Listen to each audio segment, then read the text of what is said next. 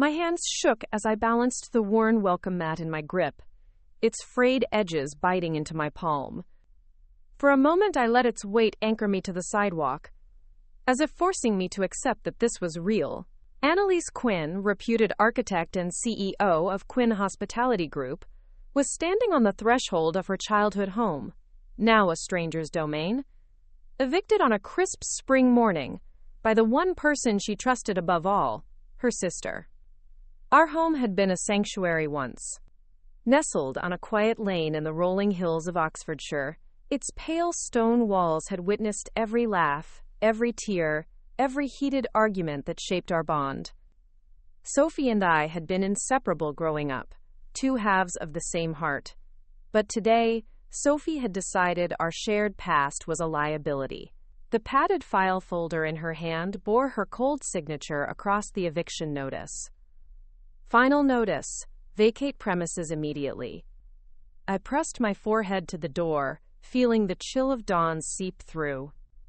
Memories flooded me, the way Mom's laughter echoed in the hallway on Sundays, the scent of Dad's leather satchel by the mantel, our whispered dreams beneath rain-speckled windows. This house had been our anchor, but Sophie saw it as a burden, a liability, a wasted asset. Behind me, the moving van rumbled, its engine a low growl waiting to swallow every trace of my past. I dared not look back. Instead, I slid the mat into my backpack with deliberate calm and inhaled. The air tasted of blooming jasmine and betrayal. I straightened my shoulders, squared my chin, and stepped off the porch. The crunch of gravel under my boots echoed in the silent street. I had walked these grounds 1,000 times planning grand projects, museums, resorts, even the boutique hotels that now dotted London's skyline under my brand. But nothing had prepared me for this, being stripped of my foundation by the person I'd built my world around. It hadn't always been this way. Born to small-town parents, my mother a piano teacher, my father a history professor, I had learned early that ambition required sacrifice. Sophie had been my confidant, the one who stayed late when I sketched hotel floor plans on the dinner table, the one who cheered when my first boutique inn opened in Bath. "We'll take over the world together, Annie," she'd said, her eyes bright with dreams bigger than the county. But our dreams diverged. I saw in every crumbling manor house the potential for grandeur. She saw liability, maintenance costs, the weight of mortgage payments. When we inherited the centuries-old Oxfordshire property after our parents passed, my heart yearned to restore it. Sophie, ever practical, saw a pile of debt. We argued, first civilly over tea, then behind closed doors, words escalating until silence became the only refuge. When I suggested converting it into a guest house, she had laughed. "You, running a hotel?" she scoffed, voice echoing in the grand foyer. "Annalise, you're brilliant, but your head's in the clouds. That house is a monument to our grief, not a business." I left for London that night, the taste of tears bitter in my throat. I poured myself into work. Grand openings, design awards, glowing reviews. My empire grew, but Sophie's resentment festered. Months later, I proposed a joint venture. I would design and manage. She would handle finances. A partnership based on trust and shared heritage. Her eyes had narrowed. "I don't need you making decisions on my money," she snapped. And just like that, the deal was off. I didn't realize she had been making decisions on my inheritance, on the title to our childhood sanctuary, until today. The driver climbed down from the van and approached, lifting his cap. "Miss Quinn, we need you to sign here for the removal." I met his gaze, heart pounding. Business professional. Remove the boxes. I drew in a measured breath, steeled by the same resolve that had seen me through sleepless nights and boardroom battles. This eviction was a blow, but not a defeat. I signed. The truck doors clanged open, out tumbled chairs, antique lamps, the familiar tick of the grandfather clock. Each item that rolled down the ramp felt like an erasure of our shared past. But where Sophie saw finality, I saw possibility. As I watched the movers load every piece of my childhood, a plan crystallized. This eviction would be the spark. If she thought she'd strip away our legacy, I would reclaim it and transform it into something that would astonish her. I closed my eyes and named it in my mind, the Oxfordshire Grand. 25 bespoke rooms, a Michelin-starred restaurant in the old dining hall, spa tucked into the servants' quarters, an event lawn overlooking the valley. 5 stars. International acclaim, a monument not to grief, but to growth. When I opened my eyes, I was no longer the evicted daughter. I was the architect of my destiny. I stepped into the driver's door of my car, the engine purring like a unleashed promise. As I pulled away, I cast one last look at the house, its silhouette etched against a pale sky, the shell of my past, and I whispered, "Let the renovations begin."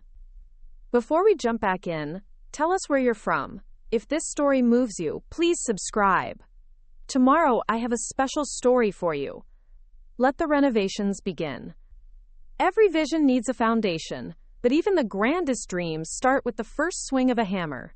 Dawn's pale light glinted off my car's windshield as I navigated the winding country road back to Oxfordshire. I replayed the eviction morning in my mind, each memory sharpening my resolve. By mid-morning, I stood before the stone facade of our ancestral home once more, this time not as the evicted sister, but as the ambitious architect of its rebirth. The iron gates groaned open at my approach, and I stepped onto the gravel drive with purposeful strides. Construction trucks lined the courtyard, their orange cones bright against the dull granite. Crews in reflective vests moved with practiced precision, surveying scaffolding rising like skeletal ribs around the turrets. I ran a hand through my hair, chest rising with anticipation. The smell of sawdust and wet cement filled the air, a pungent perfume that spoke of transformation. My project manager, Lucas Webb, stepped forward from atop the scaffold, wiping sweat from his brow. "Morning, Ms. Quinn. Contractors are ready for you. We've cleared out the old ballroom, stripped the wallpaper from the solarium, and the foundation repairs are nearly complete." His voice was steady, but I recognized the undercurrent of awe. This was no ordinary restoration. It was an act of reclamation, and everyone on site felt its gravity. "Good work," I said, smiling. "Let's keep the momentum. Show me the ballroom." Inside, the once grand ballroom lay bare. Its ornate plasterwork ceiling, chipped and stained, gazed down on empty space, awaiting rebirth. Light streamed through dust-smeared windows, illuminating the cracked parquet floor and faded tapestries piled in the corner. For a heartbeat, I heard ghosts of laughter and music, but I turned my focus to the future. "I want the ceiling restored to its original Baroque detail," I instructed Lucas, "but with a modern twist. Inset LED strips hidden behind moldings to highlight the reliefs. The floor must be reclaimed oak, polished to a high sheen but treated for underfloor heating. And these windows, install double-glazed panes with UV protection but preserve the leaded design." He nodded, tapping on his tablet. "Understood. I'll finalize orders today." I moved to the far wall, where a large fireplace stood, ash-stained hearth and all. I knelt to inspect the carved stone mantel. My fingers traced the faint floral motifs worn by decades of soot and time. "This will be the centerpiece," I mused. "Source Carrara marble for the new surround, but replicate this pattern. And above it, a gilded mirror to reflect the chandeliers." Lucas glanced at the dust-choked windowsill. "We'll need to protect the original crest etching on the leaded glass." "Exactly," I affirmed, rising. "History and luxury should dance together. That's our mantra." Stepping back, I let my eyes wander upward. I'd sketched a temporary hanging rig for a 2-ton crystal chandelier, a dazzling focal point restoring the room's regal aura. The chandelier itself was on its way from Prague, custom designed with 12 tiers of hand-cut crystals. It would arrive within the week. Every detail mattered. From the custom silk draperies hand-woven in Lyon, to the artisanal wrought iron balustrade curling around the grand staircase. Each element would sing in harmony, creating an immersive experience worthy of 5 stars.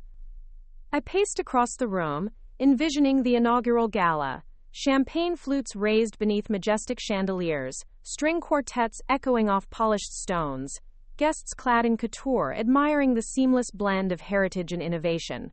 This was not just a hotel, it was a testament to resilience, a statement that from displacement rises reinvention. I left the ballroom and headed upstairs. The original servants' quarters, once cramped and austere, were already gutted. My team planned a subterranean spa here, a sanctuary carved into the bedrock.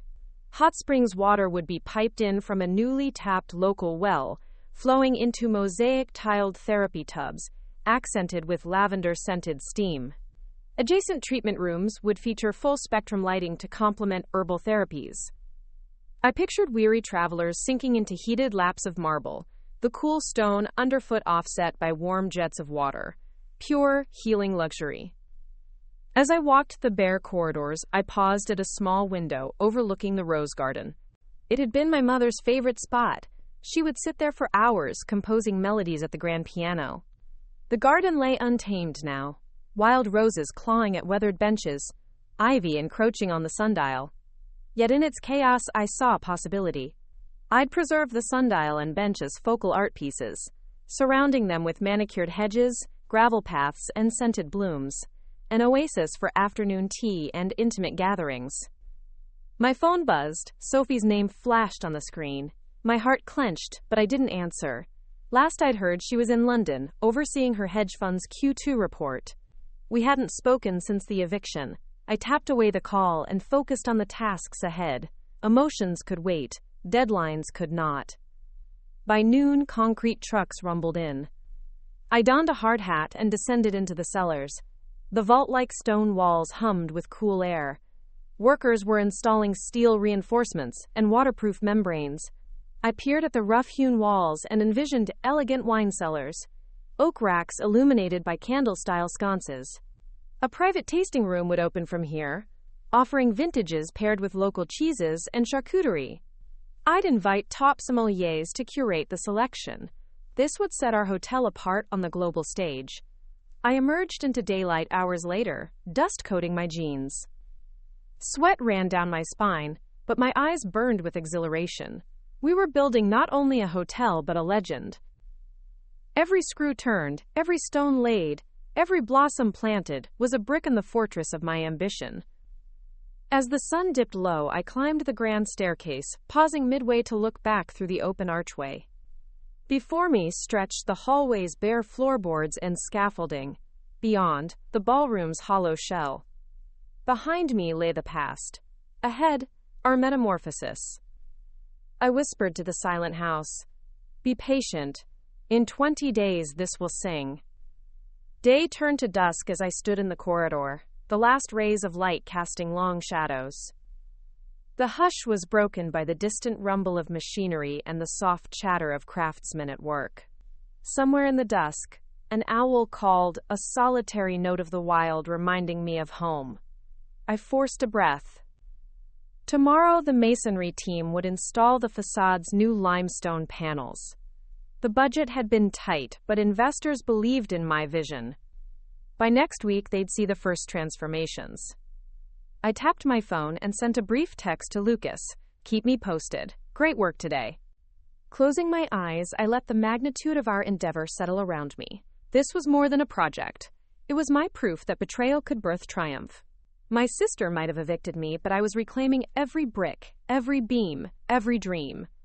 A knock at the end of the hall stirred me.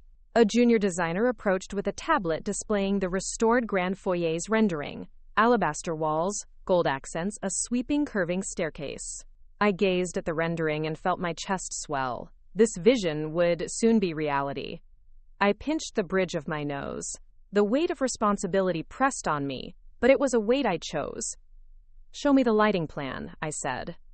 As the junior designer began detailing LED placements and chandelier junctions, I realized I hadn't felt this alive in years. The sting of eviction had faded, replaced by the pulse of creation.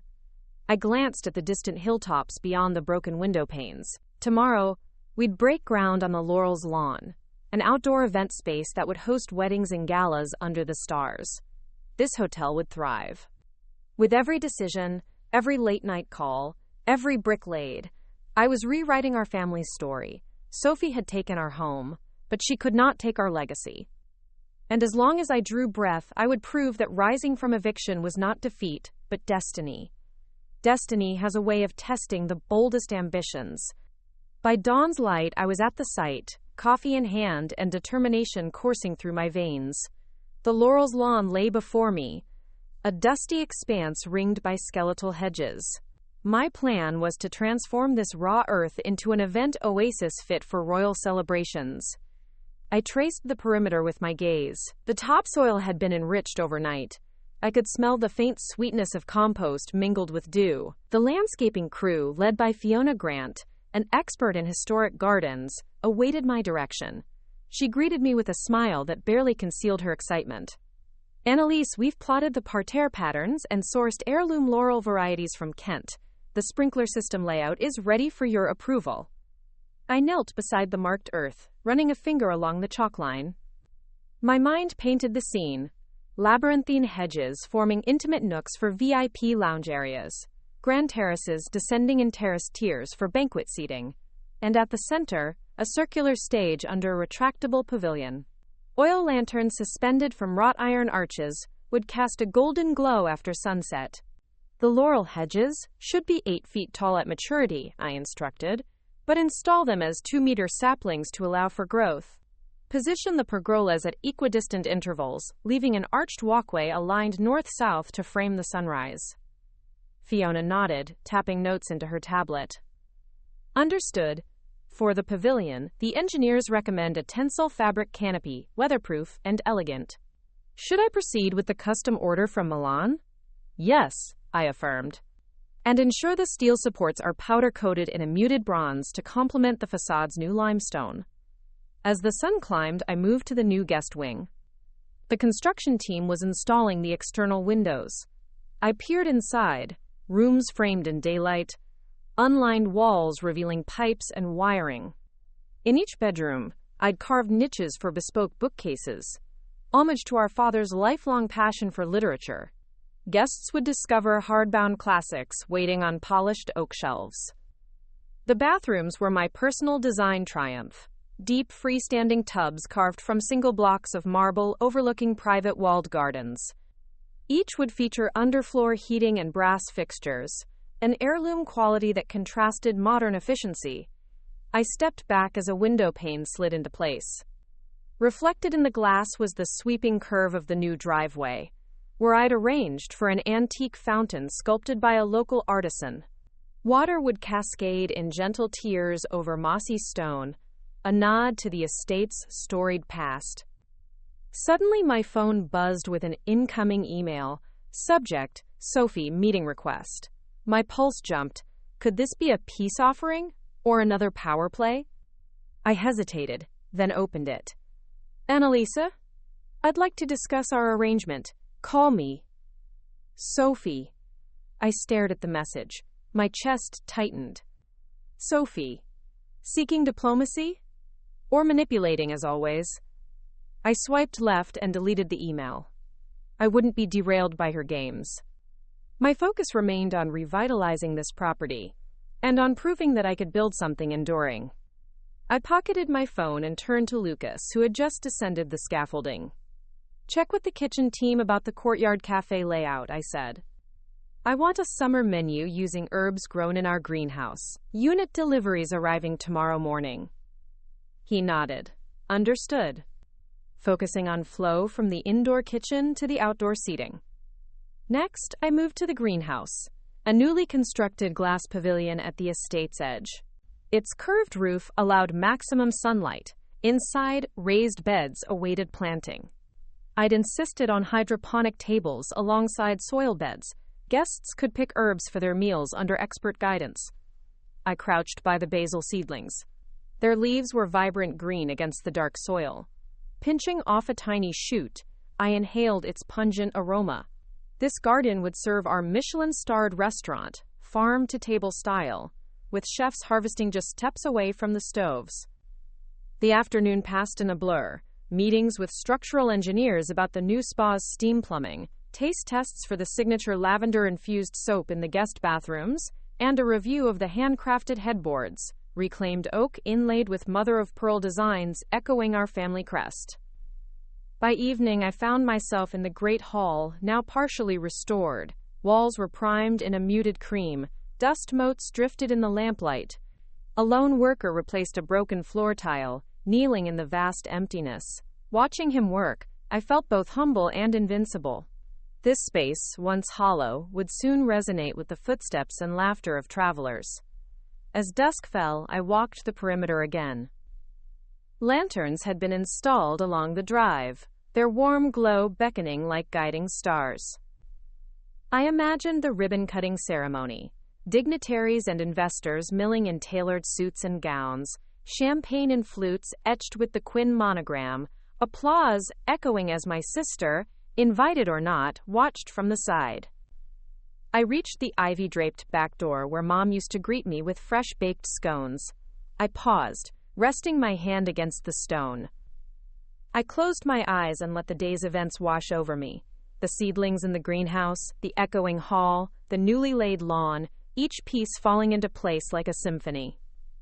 "One day," I whispered, "you'll see what this could be." A soft chime from my pocket jerked me back. It was an update. Images of the completed ballroom lighting test. I swiped to view, and a thrill raced through me. The cavernous room glowed with soft golden beams highlighting every ornate cornice. It looked alive, almost sentient. I inhaled deeply and stood taller. This wasn't just about a hotel. It was my declaration that I could rise higher than any setback. Betrayal had been the spark, but creation was the flame. Under the moon's pale glow, I made my way to my car, ready to head back to the temporary suite I'd booked in town. Tomorrow would bring the opening of the greenhouse's Grand Café and a site tour for potential partners. As I drove away, the estate's silhouette faded behind me. Yet in my mind's eye, it blazed bright, an unfinished canvas awaiting the next stroke. And I, armed with vision and conviction, would paint every corner in glory. Let's press on. Dawn broke in ribbons of rose and gold as I returned to the estate, determination surging anew. The morning chill hadn't yet lifted when I climbed from my car and surveyed the horizon. Yesterday's successes were mere prelude to today's challenges. The grand opening of the Greenhouse Cafe, a meeting with the linen supplier for the guest wing, and finalizing permits for the spa's thermal pool. I stepped through the wrought iron gates and inhaled the scent of dew-kissed basil and lavender. The greenhouse's curved glass walls radiated warmth, drawing me forward. Inside, the cafe's space gleamed with polished stone floors and steel-framed bifold windows swinging open to the laurel's lawn beyond. White marble tables sat topped with vases of freshly cut blooms. I paused by the service counter, where head chef Marius was arranging artisanal bread loaves and homemade jam jars on display. He looked up, eyes alight. "Annalisa?" "We're ready when you are." I traced the counter's edge, imagining guests wandering in from the morning mist, seating themselves with mugs of lavender latte, sourcing organic eggs and honey from local farms. "Let's do a walkthrough," I said, voice steady. Together we stepped out onto the stone terrace and looked across the newly planted lawn, where workers were clipping the laurel hedges into perfect symmetry. "Today's menu will change with the seasons," I explained. For the opening, features spring asparagus quiche, local goat cheese, and honey-glazed strawberries. And the herbal teas, mint, chamomile, rose, must be displayed in apothecary jars. Marius nodded, scribbling notes. "Understood. I'll join the staff briefing at 7. Leaving the cafe, I strode along the gravel path toward the spa construction zone. The massive steel beams of the thermal pool were being welded together, sparks flying like miniature fireworks. I donned a hard hat, ignoring the heat prickling my skin. Later this afternoon, the inspector would arrive for the final sign-off on the steam system. Every detail had to be flawless. Lucas caught up to me, tablet in hand. "Permits are approved for the spa. The inspector's here at 2. Also, the greenhouse kitchen equipment is installed. Chefs will do their trial run at midday." "Good," I said, voice crisp. "Let's proceed. After the inspection, meet me in the grand foyer to walk through the linen mock-ups for the suite bedrooms. You remember the damask patterns we sourced from Lion? He tapped his tablet. Yes, I've scheduled the meeting for 3 p.m.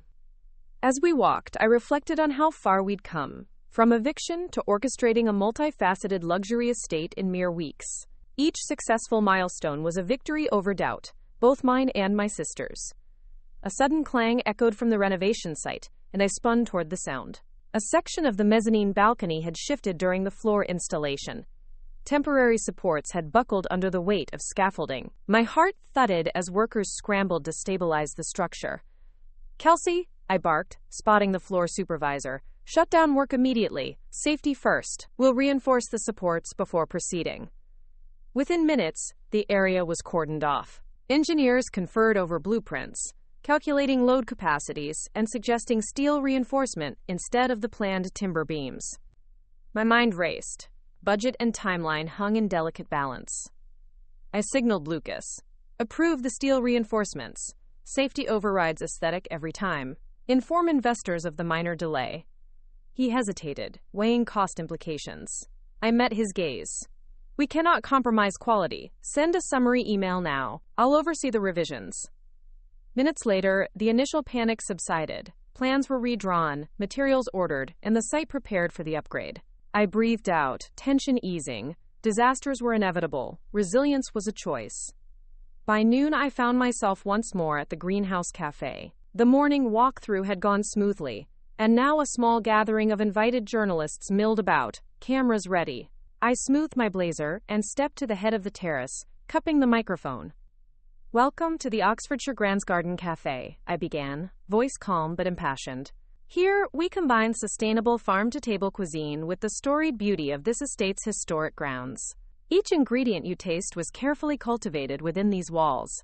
We hope you'll savor not only the flavors, but the story behind every dish." Flashes of light punctuated my words as I concluded. Glasses clinked, journalists tasted lavender scones, and I allowed myself a small smile. This public moment was more than a launch. It was proof that my vision could captivate hearts and palates alike. Yet as the crowd dispersed into the greenhouse, I noticed a familiar figure lingering at the edge. Sophie. She watched, arms folded, expression inscrutable. My chest tightened. She'd traveled overnight from London. Whatever she had in mind, I was ready. Stepping off the terrace, I approached her, posture open yet guarded. "Sophie," I greeted, voice measured. She offered a curt nod. "Annalise, impressive turnout." I inclined my head. "Thanks. You're here for a tour, I assume?" Her gaze flipped to the broken supports of the mezzanine I'd reinforced hours ago. "I heard about the balcony. Hope you handled it." "I did," I said softly. "Safety is our top priority." She studied me, doubt lingering in her eyes. I realized this meeting could define our fractured relationship. Would she seek reconciliation or disruption? I squared my shoulders, determined to seize control. "Shall I show you around?" I offered. She hesitated, then nodded. "Let's go." Together we crossed the terrace and entered the greenhouse, the scent of basil and rosemary enveloping us. As I guided her from station to station, I felt the weight of the coming moment, the one where betrayal met apology, hostility met opportunity. The future of our legacy, and perhaps our bond, hinged on my next words. I led Sophie through the winding rows of herbs and vegetables, each plant a testament to our estate's regenerative heartbeat. Sunlight filtered through the glass canopy, illuminating droplets of condensation that clung to basil leaves like morning dew. The air was heady with rosemary and thyme, a fragrant cloak reminding me of family dinners and our mother's stews. We paused by the hydroponics station, where vertical towers of lettuce towered in verdant stacks. Sophie's eyes traced the sleek pipes feeding nutrient-rich water to each plant. "You're using hydroponics now?" she asked, voice low. "Is this sustainable, or just another cost center?" I glanced at her, noting the tension around her mouth. "It's both. Hydroponics reduces water usage by up to 90% and yields faster growth. The produce is fresher, and the concept appeals to eco-conscious guests. It bridges tradition and modernity, like the rest of this estate." She crossed her arms. "So this isn't just a hotel, it's a greenhouse, a spa, a museum of your ambition." My chest tightened. It's a testament to resilience. You evicted me, but I refuse to let our heritage become rubble. This place will thrive because it honors the past while embracing the future. She studied me for a long moment, her gaze softening. I didn't realize you had such vision, Annie. All I saw was risk. Risk. The word hung between us like a specter. I recalled her warnings, her insistence that I had my head in the clouds. But clouds could birth storms, and storms could clear the way for new growth. We walked toward the servants' wing, where masonry dust billowed softly around the new spa entrance. I recounted the technical challenges we'd overcome: rerouted steam pipes, geothermal pumps, and the painstaking waterproofing of the subterranean pool. Every challenge you solve here will set a new standard for luxury hospitality. I paused at the stone threshold. Someday, rival hoteliers will study our methods. She nodded, stepping inside the dim passageway. The cool air smelled of damp stone and lavender. Glow strips embedded in the ceiling guided our path to the treatment rooms, where marble basins waited to be filled with mineral-infused waters. Sophie's steps slowed. She reached out, tracing the edge of a carved stone basin. "It's beautiful," she whispered. "I didn't think you'd pull this off so quickly." A flicker of warmth bloomed in my chest.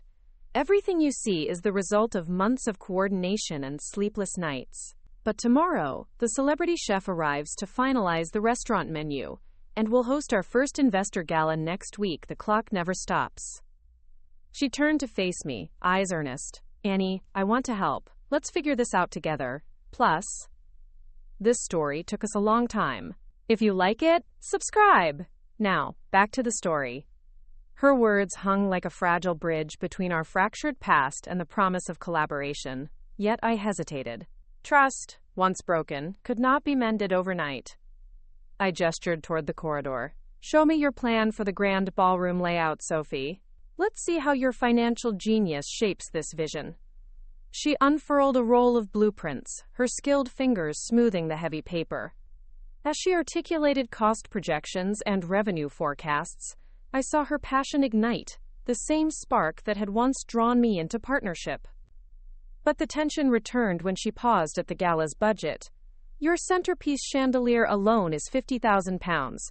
Do we really need such extravagance?" I clenched my jaw. "The chandelier is more than decor. It's a symbol. It will draw press coverage and social media buzz. The return on investment will justify the cost."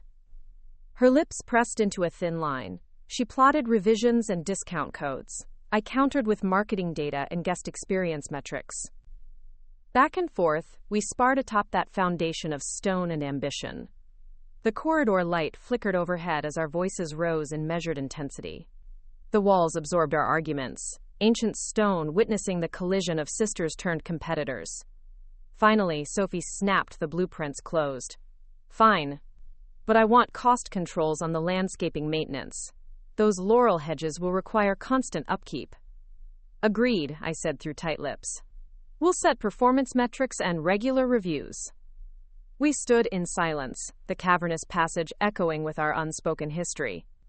Lightning struck the distant sky outside, and rain pelted the glass above in a staccato drumbeat. The storm mirrored the turbulence in my heart, renewal laced with uncertainty. Sophie looked at me then, her expression soft but resolute. "I'm in this with you, on one condition. We make this truly our legacy, not just a business venture." I studied her face, searching for sincerity in the storm-darkened light. The first drop of rain slipped down the glass like a tear. "I accept," I said, voice steady, "but one misstep, and I take full control again." Her hand curled around mine in the flickering glow. For a moment, sisterhood reigned. Two halves rekindled. Then the emergency alarm wailed through the corridors. The steam boiler had malfunctioned, sending pressure skyrocketing. Sparks flew from a panel up ahead. "Get back!" I shouted. Plumes of steam hissed around us as the antique pressure gauge spun into the red zone. The spa entrance doors slammed shut with a hydraulic thud, trapping us within the white-hot haze. I grasped Sophie's arm. "Hold on. I'm going to shut it down." The steam billowed thicker, heat stinging my vision. My heartbeat thundered as I reached for the control lever. Sophie's silhouette blurred beside me, trust and tension coalescing into raw adrenaline. I inhaled, bracing for the moment that would define not only our hotel's future, but our bond as sisters. The lever trembled under my fingers. Lightning flashed outside, illuminating our determined faces. And with that, I pulled downward, ready to face the eruption. I could feel the heat even through my jacket as searing steam hissed past our faces in a furious swirl. My grip on the lever was iron strong, knuckles white against the metal. Each pulse of pressure jarred the corridor, the control panel's red lights flashing a desperate warning. "Sophie, hold on!" I yelled over the cacophony. The acrid smell of hot metal and burning insulation stung my nostrils. Through the haze, I saw her silhouette, hair plastered to her face, eyes wide with fear tempered by fierce resolve. The alarm's shrill cry intensified as the pressure gauge trembled beyond its safety threshold. My mind raced. One wrong move and we'd be facing an explosion that could destroy the entire spa wing. I tightened my grip and forced the lever down another notch. Metal groaned and steam vented around us with a deafening roar. With all my strength, I twisted the valve's wheel to ward off, feeling the resistance give way under my persistence. The corridor quaked, and for a heartbeat, I expected the worst. Then, with a final hiss, the steam's roar tapered into a trickle. The lights stuttered and settled, the gauge needle trembling before settling at 0. I staggered back, wiping sweat and moisture from my brow. Sophie pressed a hand to my arm. "You did it," she panted, eyes reflecting both relief and newfound admiration. I exhaled a ragged breath. "I told you, resilience." As technicians rushed in, assessing the panel, I straightened. The crisis had passed, but its impact reverberated. Sophie's earlier offer of partnership now bore deeper significance. We had faced danger side by side, and in that crucible, our partnership had been reforged. The technicians assured us the boiler was safe and would be repaired by morning. The spa's grand opening would be postponed by only a day, they promised. I nodded curtly, gratitude and urgency mingling in my veins. Sophie placed a tentative hand on my shoulder. I. Sophie's voice cracked in the post-crisis hush. Steam still curled from the control panel, but the threat had subsided, leaving behind a charged silence. I placed a steadying hand on her arm, offering solidarity. "You did your part by trusting me." The tremors in my heart mirrored hers, but in our shared ordeal, I sensed the fragile threads of our bond weaving back together. As technicians sealed the panel, I led Sophie toward the grand staircase, determination tempered by cautious hope. The evening sky glowed amber through the arched windows. Below, the ballroom waited, its transformation weeks from completion, yet every brick and beam a testament to our shared dream. We climbed the spiral stairs in silence, our footsteps echoing off the limestone walls. The storm outside had passed, leaving a cool breeze that whispered through the drafty windows. Each step upward felt like an ascent toward a new chapter, both for the hotel and for us. When we reached the mezzanine, I paused, looking out over the half-finished reception hall. Scaffolding framed the vaulted ceiling, and stacks of handcrafted marble tiles rested against the walls. I inhaled deeply. This will be the heart of the hotel, the first impression that sets the tone for every guest's experience. Sophie nodded, her breath visible in the cool air. "I see now how much this place means to you, and to our family legacy." She tucked a loose strand of hair behind her ear. "I'm committed to making this succeed, alongside you. No more unilateral decisions. We'll move forward together." Relief washed through me like sunlight breaking through clouds. I extended my hand. "Partnership. Equal share in decisions and responsibility. Are you in?" Her hand met mine in a firm clasp. "I'm in." A new energy crackled between us as we stood amid the bones of the reception hall. The framework of sisterhood, long tattered, began to take shape. Weeks passed in a blur of activity. The ballroom ceiling restoration was completed, the added LED accents giving the plaster reliefs an ethereal glow. I oversaw each installation, ensuring that the modern technology melded seamlessly with Baroque elegance. The chandelier arrived eventually, an astounding work of art. When its 12 tiers of crystals clicked together in the foyer, the room held its breath. I stood beneath it, Sophie by my side, as we flipped the master switch. A cascade of light rain shimmered across the polished marble floor, and for a moment the world felt perfect. Next came the landscaping finale. The laurel hedges had matured into emerald walls, and the outdoor pavilion's tinsel canopy unfurled like a silken wave. Underneath, tables draped in the finest linens awaited seating for open-air banquets. I walked the grounds at twilight, the lanterns casting soft pools of light. The fountain whispered. Crickets chirped. I felt the weight of every sleepless night lifting as the estate breathed new life. Finally, the day arrived. The gala and investor showcase. I emerged in a tailored midnight blue gown, an image of poised confidence. Sophie appeared beside me in a sleek black dress, her hair pinned back, eyes shining with anticipation. Guests arrived in luxury vehicles, some with license plates from distant continents. They stepped into the reception hall, murmurs of astonishment echoing as they passed beneath the crystal chandelier.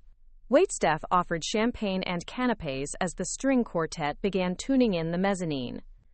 I guided Sophie through the crowd, our partnership solidified by the shared vision now manifest. I introduced her as co-chair for the evening. We moved together through the flux of conversations, financial projections, expansion plans, branding strategies. At one point, a prominent travel journalist approached. She was known for her discerning palate and critical reviews. I offered her a glass of our signature cocktail, a delicate blend of elderflower and mint from our on-site distillery. She sipped, eyes widening. "Exquisite flavor," she said. "And the setting? This ballroom. I've covered dozens of hotels, but I've never seen anything like this. It feels alive, like it has a soul." I glanced at Sophie, pride blooming in my chest. "Thank you. We've poured everything into this place. Heart and history." Our efforts rippled through the evening. Investors pledged funds for future boutique editions across Europe. Press inquiries flooded in, already drafting feature articles. The success was intoxicating. Yet amidst the celebration, my mind drifted to that fateful morning when I first held the eviction notice.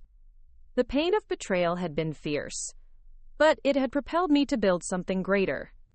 In that flash of clarity, I recognized the true legacy I wanted to create. Not the walls of a grand hotel, but the renewed bond of sisterhood. Late that night, after the last guest had departed, Sophie and I stood alone in the courtyard. Lanterns flickered, and the lavender-scented air felt electric. She turned to me, voice soft. "I should have believed in you from the start. I'm sorry for everything." I reached for her hand. "And I'm sorry for pushing you away with my pride. Together, we made this happen." She smiled, tears glinting. "To sisterhood and to the Oxfordshire Grand." I raised an imaginary glass. "To new beginnings." Quote, "The night held us in quiet celebration, the estate shimmering around us, proof that even the deepest wounds could give rise to the most magnificent creations." As we embraced under the stars, I whispered, "Let's show the world what we can do." A week after the gala, dawn found me at my desk in the temporary suite, poring over correspondence from international travel editors and potential franchise partners. My vision for the Oxfordshire Grand was expanding beyond its limestone walls. Bespoke boutique properties in the Cotswolds, a seaside retreat in the Amalfi Coast, and a winter lodge in the Swiss Alps. Each concept fronted by the same blend of heritage restoration and cutting-edge hospitality that had breathed life back into our childhood home. Yet as excitement coursed through me, a restless edge lingered. Success had a way of drawing scrutiny, and with growth came new challenges: financial audits, regulatory approvals, and unforeseen maintenance demands. I tapped out a quick response to a Zurich investor, then packed my laptop into its leather sleeve. Today, I would oversee the installation of the spa's thermal pool's final tiles and meet with our head of marketing to devise a global launch campaign. The estate grounds lay serene beneath early morning mist. I greeted the groundskeeper, who nodded and pointed toward the spa entrance. Inside, the newly laid mosaic, the product of months of artisan collaboration, sparkled under recessed lighting. Each tile, hand-painted in hues of cerulean and pearl, depicted local flora, wild roses, foxgloves, and laurel sprigs. I traced my finger along a petal motif, picturing our first guests surrendering to the pool's warmth as candles flickered overhead. "Looking perfect," I murmured to the pool technician, who gave me a weary but satisfied grin. The spa's official opening was 2 days away, enough time for water tests and final safety checks. From there, I hurried to the drawing room, now repurposed as our project war room. Sophie already sat at the table, blueprints and marketing mock-ups spread before her. I poured us each a cup of tea from fine bone china, an artifact from Mom's collection, and sat down, inhaling the fragrant steam. "Your campaign proposals are ambitious," I said, scanning her notes. "Social media teasers, influencer retreats, a virtual 3D tour of the estate." Sophie arched an eyebrow. "We need to ignite global intrigue. People must feel they're stepping into history and into luxury when they book here." I nodded. "Let's integrate an interactive timeline on the website, showing the estate's evolution from family home to 5-star destination. Pair it with short documentary-style videos." She tapped her pen. "Agreed. And we'll host a press weekend next month, cultural workshops, a private concert in the ballroom, spa treatments by our in-house therapists. Press coverage will be a wave we ride into bookings." We outlined a schedule, dividing tasks between marketing, PR, and investor relations. Hours flew past, culminating in a final review of the financial projections. The numbers glowed green. Profit margins exceeding projections, occupancy rates forecasting 80% in the first quarter. Our teamwork felt seamless, the synergy of design and finance now a well-oiled engine. As noon approached, an envelope arrived, hand-delivered by a courier. It bore the crest of a prestigious European hotel association. Inside was an invitation to apply for membership and compete for the annual Heritage Excellence Award. Winning would catapult the Oxfordshire Grand into the global spotlight. I showed Sophie, her eyes lighting up. "We have to do this," she said. "Let's start the application process immediately." I smiled, proud of our joint ambition. "Consider it done." The afternoon was dedicated to on-site inspections, checking the guest wing's window seals, sampling the linen quality, tasting the menu's artisan chocolates. Each detail reaffirmed our commitment to excellence, yet the calm was shattered by an urgent message from the head of security. A broken water main had flooded the lower gardens, threatening the irrigation system and harvesting beds. We sprinted to the site, where muddy water pooled around the greenhouse foundation. Workers frantically laid sandbags, diverting flow away from the hydroponic towers. My heart sank. Damage here would delay the cafe's produce schedule and tarnish our eco-luxury narrative. I took charge, directing the repair crew, coordinating with civil engineers, and recalibrating irrigation plans on my phone. Sophie relayed updates to the investor liaison, crafting assurances that the disruption would be contained by nightfall. Together, we turned crisis management into a demonstration of our partnership's resilience. By sunset, the water main was repaired, pumps whirring to clear the pools. The gardens, battered but intact, glistened in the lamplight. Exhausted but triumphant, Sophie and I surveyed the scene. "Nothing we can't handle," she said, exhaling relief. I rested a hand on her shoulder. "We're unstoppable when we work together." Night fell as we walked back toward the mansion's lights. The estate, in its restored splendor, stood as proof that from the floods and fires of doubt, dreams could rise stronger. And as we crossed the courtyard, lanterns flickering like guiding stars, I felt the journey's next chapter calling, a journey fueled by vision, partnership, and unwavering resolve. Morning light filtered through the tall, mullioned windows as I arrived at the estate before sunrise, the sky overcast with the promise of rain.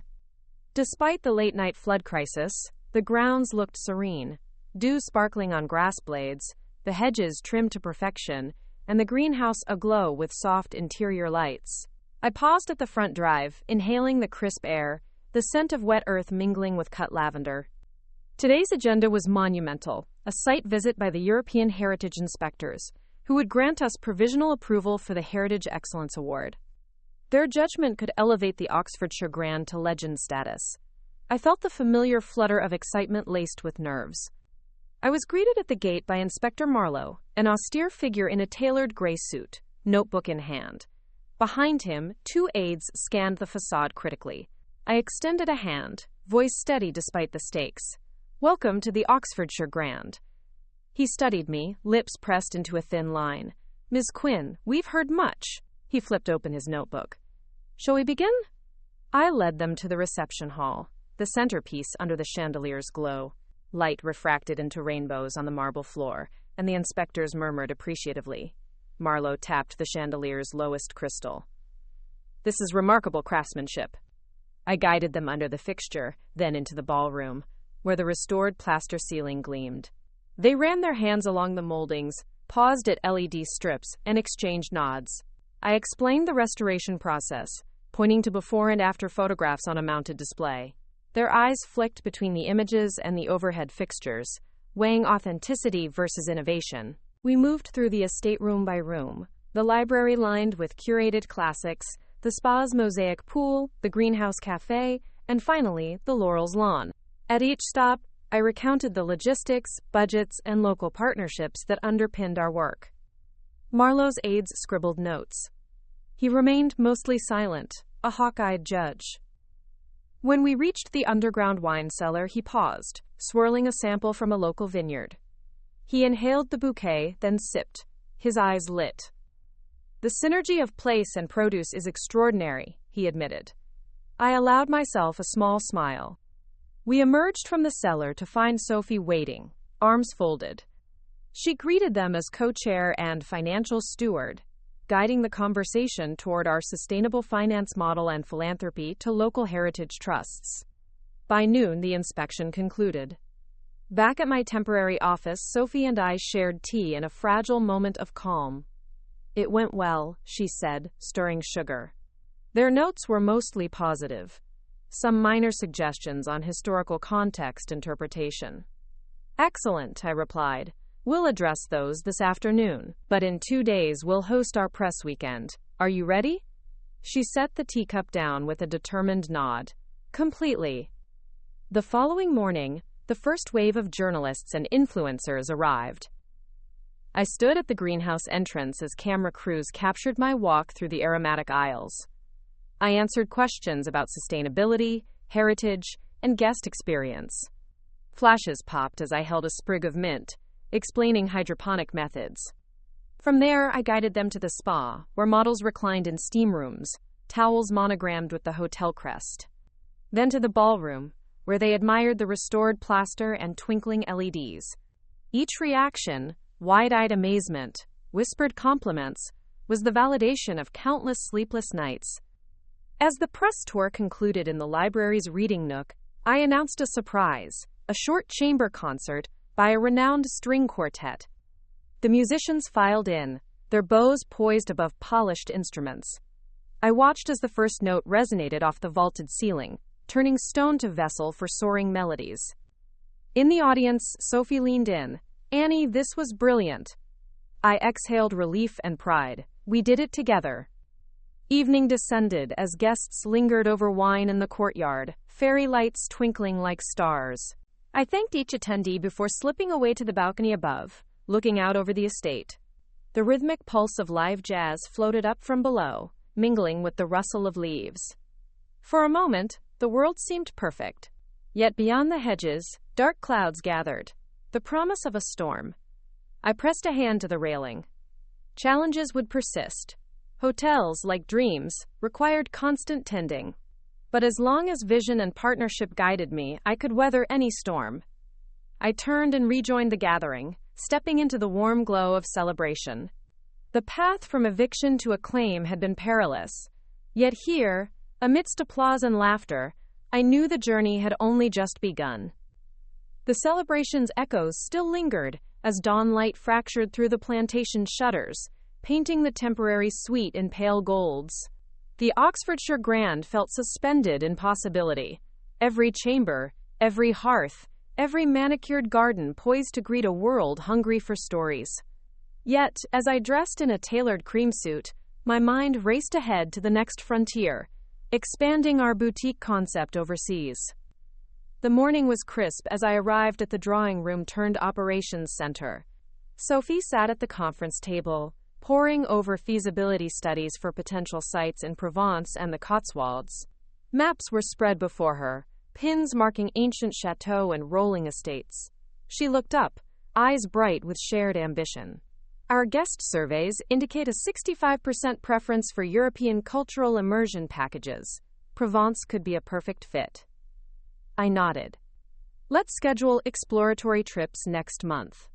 But first, we need to finalize the guest feedback integration for the Oxfordshire Grand. We promised a digital concierge update by quarter end. Sophie tapped her stylus. The beta version of the app's VR tour feature is ready.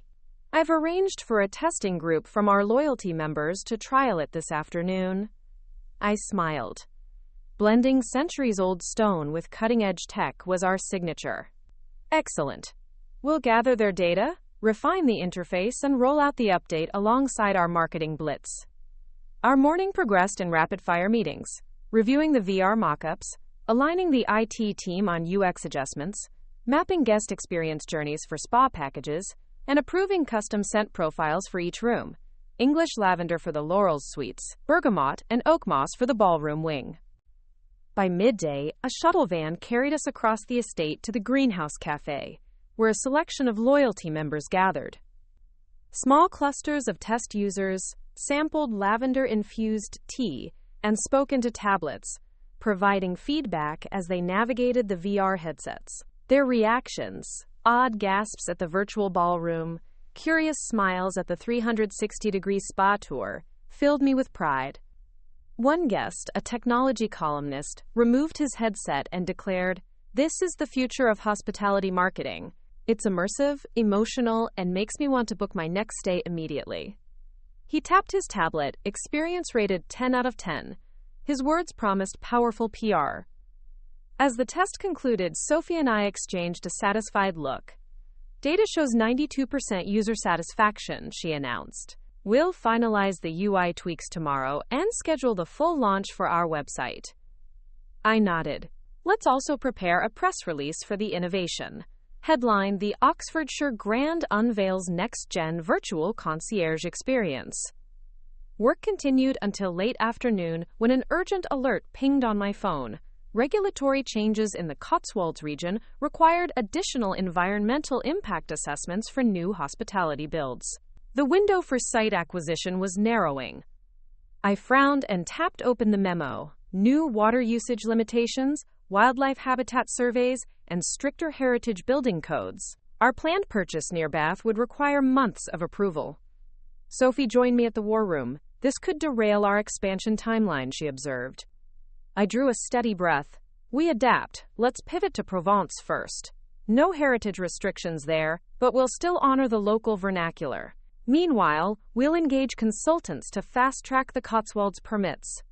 She tapped her pen. Good plan. I'll arrange calls with environmental specialists and heritage architects tomorrow. Evening descended as we wrapped up. Exhausted but exhilarated, I stepped onto the terrace overlooking the Laurels lawn. Lanterns flickered. The air smelled of earth and promise. My phone vibrated once more. A brief text from Sophie. We make a good team. I smiled, thumb hovering over the reply. Togethers. I slipped inside as the estate lights shimmered under a crescent moon. Tomorrow, the VR launch would captivate our audience, and the road to Provence, and beyond, would open under our joint stewardship. In the tapestry of stone and ambition we had woven, this was another bright thread. Innovation meeting heritage, vision meeting resilience. And as I closed my eyes that night, I knew the greatest chapters lay still ahead, ready to be shaped by the sisters who had reclaimed their past and their future. The first hints of dawn were not yet painting the sky when I arrived at the estate's private helipad. A sleek Augusta helicopter, chartered for this mission, bobbed gently in the morning mist. Today we would fly to Provence, to inspect the property we'd shortlisted, for our boutique expansion. My gut raced with anticipation. This journey represented the next phase of the Oxfordshire Grand Legacy, our story's growth beyond home soil. Sophie and I boarded, the rotors slicing through silence as we lifted above the crenellated rooftops. From the window, the limestone facade receded beneath swirling clouds. I exhaled slowly, recalling how eviction had forced me to rewrite my destiny, and how, piece by piece, Sophie and I had rebuilt not only a hotel, but our bond. The helicopter angled southeast, crossing the channel under the expanse of early light. I reviewed the dossier on my tablet, details about the Château de Valambre in Provence, a 17th-century estate set amidst lavender fields and olive groves. Its crumbling bastions held whispered echoes of aristocratic balls. Its fading frescoes hinted at gilded salons now silent. Our offer had been accepted, contingent on a rigorous structural survey and environmental appraisal. Sophie settled beside me, headphones sealed. Annie, I've cross-checked the financials. Our projections account for renovation costs, local permit fees, and marketing budgets. There's still healthy margin, even with conservative occupancy rates. She tapped her tablet, pulling up a sliding scale model. I think we should proceed. I nodded, confidence solidifying. Let's ensure our survey team has access to inspect every spire and cellar. I want to see where restoration can accentuate original features: arched windows, carved gargoyles, ancient olive wood beams, and where we'll need to introduce modern infrastructure discreetly. The helicopter descended over a foothill, and below, the chateau emerged, a honey-colored spectacle amid swaths of lavender and cypress. We deplaned onto a grassy clearing, greeted by our local liaison, Marcel Dupont, a soft-spoken architect specializing in historic preservation. Bienvenue, Mesdames Quinn, he said, bowing slightly. I trust your flight was comfortable? We followed him across the lawn, lavender brushing our ankles, to the chateau's entrance. Its double doors were swollen from age. Marcel unlocked the creaking hinges, and we stepped into a grand vestibule. The marble floor was cracked, and vines snaked through shattered windows, but sunlight slanted through dust motes, illuminating centuries of faded grandeur. Marcel raised his flashlight, sweeping the light over a series of frescoes depicting pastoral scenes. This wing dates to Louis XIV's reign. The greenhouse you'll see beyond those arches was added in the 19th century, but we can restore the earlier stonework to highlight successive architectural layers. I examined the plaster walls, my fingers tracing signs of water damage. We'll need to replace the lead piping and add discreet insulation, but preserve as much of the original stucco as possible. Our guests expect authenticity. As we progressed through echoing corridors, Sophie pulled me aside. Annie, I'm thinking ahead. Local labor costs are lower here, but logistics, materials, transport will add premiums. Let's factor that into our ROI projections. I smiled at her practicality. Agreed. And let's capitalize on Provençal artisans, handcrafted terracotta tiles, and wrought iron work to add authenticity. We'll source locally to manage costs and support the community. We emerged into a vast courtyard, where olive trees twisted like ancient sentinels. Marcel indicated an arched stone well at the center. This water source could supply part of your spa's mineral pool. We'd need a new filtration system, but the heritage appeal is unparalleled. I crouched beside the well's edge, inhaling the earthen scent. Yes, let's test water quality immediately. If it meets standards, this could be our signature spa element, Provence spring water therapies in an authentic chateau setting. Marcel granted a small smile. A unique selling point indeed. Suddenly, Sophie's phone pinged with an urgent alert, a regulatory notice from the Oxfordshire Council regarding new energy efficiency requirements for historic buildings. If we were to comply, additional solar integration and advanced insulation would be mandatory by next quarter or face fines. I felt the familiar tightening of resolve. We had just committed to another historic restoration, one with its own labyrinth of codes. But this was the terrain we thrived in, navigating complexity to create timeless luxury. I turned to Marcel. Marcel, we have new sustainability regulations from our base in Oxfordshire. Can we incorporate discrete photovoltaic slates on the roofs and solar thermal panels behind the south-facing parapets? He paused, then nodded. It's possible. We'll coordinate with the Heritage Council to ensure visual integrity. It will add to the timeline, but we can manage. I shared a glance with Sophie. This expansion would test our partnership anew, but if we succeeded here, we'd prove that heritage hotels could lead in sustainability. The afternoon sun cast long shadows as we toured the chateau's innermost chambers, hidden servants' quarters beneath the domed annex, and an underground wine vault with centuries-old amphorae. Each discovery reinforced the magnitude of our undertaking. To honor history while elevating hospitality. As dusk approached, Marcel led us to a high turret balcony overlooking endless lavender fields. The air was perfumed, cicadas trilled in the distance. Together we stared out, forging plans in silence. This place has soul, I whispered, and we will honor it, carefully but boldly.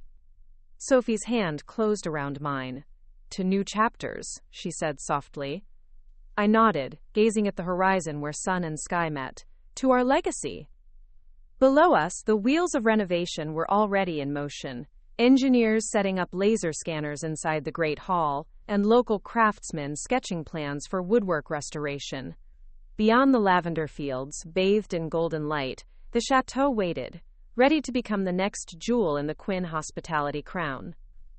As night fell, the chandelier of stars above Provence echoed those crystal tears in our Oxfordshire ballroom. Each reflected light was a promise. To craft beauty, to honor lineage, and to prove that betrayal and hardship could pave the way to grander horizons. And we, bound by blood and vision, would write this story together. One stone, one dream, one dawn at a time. The Provencal night was cool under a canopy of stars, and I lay awake in the chateau's guest suite, thoughts dancing on the ceiling like constellations. We had returned to Oxfordshire at dawn with preliminary survey data and binding agreements with local artisans. My dreams tumbled with architectural possibilities and financial nuances, each thread weaving into the tapestry of our expanding legacy. Morning light filtered through the tall sash windows as I descended the grand staircase to the courtyard, where Sophie was already on a call with the environmental consultant. The lawns were still wet with dew, and a gentle breeze rustled the laurel hedges. The solar slate prototype will arrive next week, Sophie informed me, her tone crisp. We can schedule installation during the off-season to minimize guest disruption. I nodded, savoring the ritual of our shared drive. Perfect. And the Provencal expansion? Marcel confirmed our structural permits will clear in 6 weeks, but I want to finalize interior layouts before then. No more delays. Our first stop was the spa's control suite, where engineers reviewed the thermal data from the well water test. The readings were excellent. Mineral content within therapeutic ranges, stable temperatures year-round. I punched the air. This will be the crown jewel of the spa treatments, Provence mineral bathing in a chateau setting. The engineers smiled, marking blueprints for thermal pools that would integrate the new solar thermal panels we'd ordered. It was synergy in action, clean energy warming historic waters. Next, we toured the new VR filming site, a secluded corner of the Laurel's lawn, where I envisioned capturing 360-degree virtual tours for marketing. A film crew set up cameras, drones testing flight paths. I donned VR goggles briefly, stepping into a digitally rendered Oxfordshire Grand, each room stitched into seamless panorama. The sensation was uncanny. I felt as though I could walk through centuries with a swipe. As I removed the headset, Sophie approached. The beta launch was a success, so we'll roll out tours in major tourism hubs. New York, Dubai, Singapore. I grinned. Global reach from a single headset. But celebration was cut short by an urgent text. A major supplier for the linen embroideries informed us of a 6-week delay due to a bacterial outbreak in the cotton fields. The hand-stitched family crests on our linens would be late, a critical blow days before the spa's provisional opening. I ran my fingers through my hair. Every detail mattered. Guests expected perfection. I tapped my phone. Find alternative artisan workshops. Priority: heritage embroidery in UK or EU. Sophie hovered beside me. I can negotiate with a Swiss workshop I vetted last year. They specialize in small batch crests. It'll cost more, but they can deliver in 10 days. Do it, I said without hesitation. Price is secondary to quality and timeline. Within the hour, I approved the expedited order, and Sophie handled the contracts. Crisis averted. Yet another reminder of the relentless pace hospitality demanded. As afternoon light softened, I slipped into the library, a favorite haven. I retrieved Mom's leather-bound journals, reading her meticulous notes on piano compositions, her handwriting curled like vines along the page. Each entry held stories of our childhood, sunlit afternoons of practice, moments Sophie and I shared in the music room. I closed the journal, vision sharpening. I would celebrate Mom's legacy here, a music salon in the former library wing, where guests could enjoy recitals by local artists. I gathered Sophie in the reading nook, sharing the idea. Her eyes lit. A perfect homage, and it adds cultural depth to the guest experience. We sketched seating plans, audio installations, and event schedules. The salon would host weekly concerts, masterclasses, and intimate performances, a living tribute woven into the hotel's fabric. Evening descended as we presented the salon concept to investors via video conference. Their enthusiastic buy-in unlocked additional funds for acoustical treatments and artist partnerships. I watched Sophie take the lead in financial breakdowns, confident and composed. After the call, I found myself alone in the courtyard, the moon's reflection dancing in the fountain's pools. The estate felt alive with stories, ours and those of every soul who would walk its halls. I breathed deeply, recalling the eviction notice's sting and the fire that had ignited within me. The journey from our childhood home to a global hospitality brand spanned leagues of ambition, partnership, and resilience. 2 more stories awaited, 2 more estates to transform, and countless challenges to conquer. But tonight, I stood grounded amidst stone and shadow, knowing that with every sunrise, we would script new chapters, ever bolder, ever brighter, ever together. The mist hung low over the estate as I wound my way along the gravel path toward the guest wing. Today marked 1 month since the grand opening, and the Oxfordshire Grand pulsed with life. Guest feedback flooded in. 5-star reviews praising the ballroom's ethereal lighting, spa treatments likened to, quote, heaven's embrace, and the music salon hailed as an inspiring cultural refuge. Yet beneath the glow of success lay the ceaseless hum of challenges: staff turnover, service consistency, and the ticking clock of our upcoming expansions. I entered the foyer to find my operations manager, Ayana, waiting with a tablet in hand. Her expression was grave. Ms. Quinn, there's an urgent issue. We've had 3 no-shows in the dining reservations this morning, and the kitchen reports a shortage of key ingredients after an unexpected demand surge. My heart skipped. Overflowing demand could be as perilous as empty rooms. I motioned for her to continue. Our lavender supplier in Kent had a misharvest. Pests decimated a significant portion of crops. We've faxed other farms, but stock is limited. Meanwhile, VIP guests are slated to dine at the Michelin-starred restaurant this evening. I breathed deeply. Flavored menus and signature scents were pillars of our brand's immersive promise. Substitution was not an option. Secure emergency lavender shipments from Provence, I ordered. Contact our contact at the chateau, ship via overnight cargo. Also, revise tonight's menu to highlight local foraged ginger and mint, and update service staff on the change. Communicate with guests, apologize, and offer complimentary aperitifs in the music salon. It'll soften the disruption. Ayana nodded, already typing away. I lingered in the foyer, eyes drifting upward to the chandelier, a constant reminder that every crystal droplet held a story. I drew strength from it as I prepared for my midday conference call with the Swiss artisans overseeing our linen embroidery. The delay had passed smoothly, but I wanted reassurance that production would meet our revised timeline. In the conference room, I dialed in, voice clear. Thank you for accommodating our expedited order. We have a VIP event this weekend, and it's critical we receive the linens on schedule. The artisan on the other end of the line, Herr Muller, assured me that first batch would ship tomorrow. Relief washed over me. But the race against time never truly ended. After the call, I phoned Marcel in Provence to confirm lavender dispatch. He promised to coordinate with local couriers. With logistics in motion, I turned my attention to staff training. I gathered department heads in the library music salon, where Mom's journals lay on the piano bench like silent tutors. Team, I began, voice ringing with authority and warmth. Our reputation is built on delivering perfection. Tonight's menu shift is an opportunity to showcase adaptability. I've arranged for a tasting demonstration. Chef will walk you through ingredient subtleties so you can guide guests confidently. Heads nodded, determination flared in their eyes.